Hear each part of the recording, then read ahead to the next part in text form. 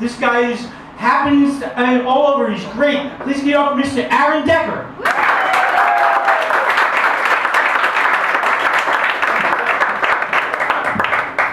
Oh my goodness. We cannot seem to agree on anything anymore. Have you noticed that? Everybody is so disagreeable, but I have found one thing that we can all agree on. Kids are spoiled. Can we agree with that? Kids are yes! My son comes down the other morning and goes, Dad, make me some chocolate chip pancakes. And I was like, chocolate chip pancakes? There wasn't enough love in my house when I was growing up for pancakes or any other warm prepared breakfast food. We were a cold cereal family. That's actually the perfect analogy to describe my family. But chocolate chip pancakes. We're putting dessert in the meal. And we use dessert. We bribe kids to eat meals with dessert. Have you seen anybody do this? Have you seen it? Are there any parents here who do this? Yes, I do it. I'm guilty. I feel terrible about myself. But I never had that kind of incentive when I was growing up. Do you know what incentive I had to eat whatever crap was put in front of me when I was a kid? Starvation. Eat or die. That is all the incentive I needed to eat any of my mom's cooking. It was a close call, but I always ended up eating what she made. A friend of mine came over the other day. He's been married a long time, and he came over, and evidently he wants to have a threesome with his wife and another woman, and he had come over to talk to me to see if I had any advice as to how he should broach this particular subject, which I found to be hilarious because I can barely get my wife interested in a twosome. She's a solo gal. She likes her solo activities. I've seen what she uses, and her solo impressive. It rotates and vibrates. I don't rotate or vibrate. I have literally been outsourced by a machine.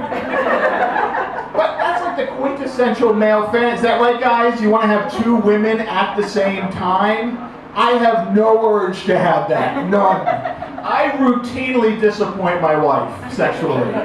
The prospect of seeing that familiar look of disappointment on two women's faces when it's all over, too much for me to take. I don't need to see that. I've never had a threesome, but if I were going to have a threesome with my wife, I would probably bring in another guy. I know, that's crazy, isn't it? He could do some of the work, you know? Shoulder some of the responsibility. I'm sure he'd have some tips, some useful suggestions that I could use. A win-win-win for all three of us. That's how I see it. I am married. I've been married. We just celebrated 10 years, and it's basically no. We're only married because we're still each other's best prospect. Okay, when she finds somebody else, it is over. But we still have sex, you know. We still do sporadically, and when I say sporadically, when we're bored. That's when we have sex. You know you're married a long time when that's when you have sex, when you can think of nothing else to do. That is it. And she never just rejects me if she doesn't want to have sex. Usually she comes up with an excuse, and which I appreciate because it shows incentive to protect my very fragile male ego because, guys, am I right? We don't handle rejection well, do we? We don't handle no. She makes up an excuse, and I have found in my limited experience with women that women do use excuses to avoid having sex. It's not that you don't enjoy sex, ladies. Do you enjoy sex, ladies? A little more than that. I mean, this is only get over. Do you enjoy sex, ladies? Of course enjoy sex. I've seen hundreds of movies where it appears you're having a magnificent time having sex. It's not that you don't enjoy sex, it's sex is different for you than it is for us. Sex for women is like throwing a dinner party. Trust me, follow me on this, it will make sense. There's organization involved, right? There's preparation, significant preparation, and ladies, you know what I'm talking about. Most, if not all of your energy is focused on making sure that everybody else is having a good time, am I right? We're takers, right? You're givers. And it's messy, right? It's just a tremendous, who has to clean that up when it's all over? You do! We lie there like a corpse. That's what we do, that's all. It's exhausting. That's why there aren't a lot of dinner parties. Sex for men is like being invited to a dinner party. We just have to show up, that's it. Transportation, that's all we need. So I don't mind the excuses, I'm fine with it. It's just your excuses suck.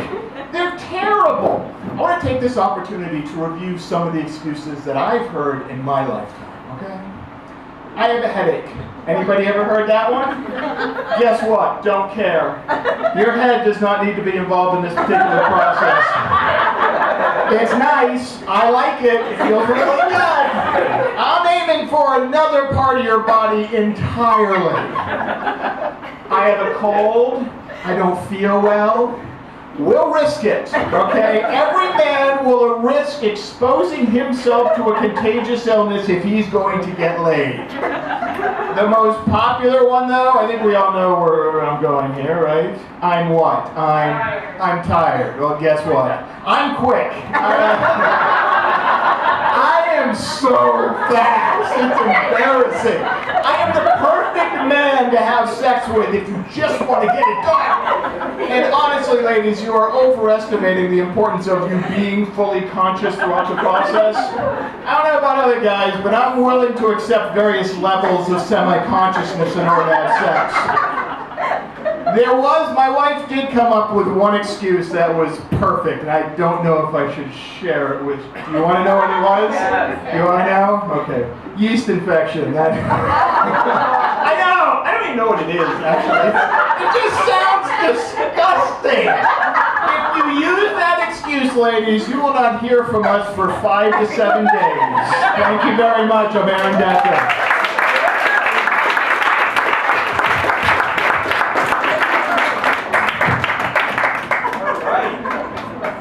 Decker, everybody!